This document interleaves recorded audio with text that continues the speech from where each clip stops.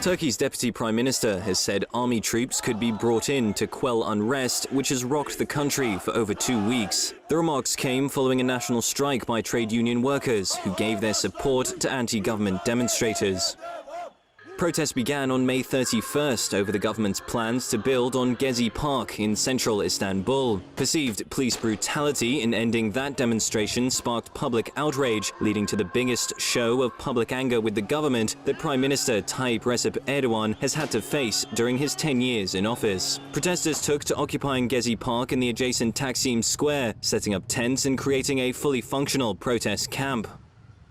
But Gezi Park is now empty following raids by riot police, who used water cannon, tear gas and percussion bombs to disperse demonstrators. Prior to the police action, Erdogan held massive rallies, warning protesters that his patience had run out and they must leave the park. He has accused illegal organizations of being behind the demonstrations and says terrorists and foreign forces have fomented unrest. He has rejected comparisons to the Arab Spring uprisings, which toppled dictators throughout the Middle East in 2011 and 2012.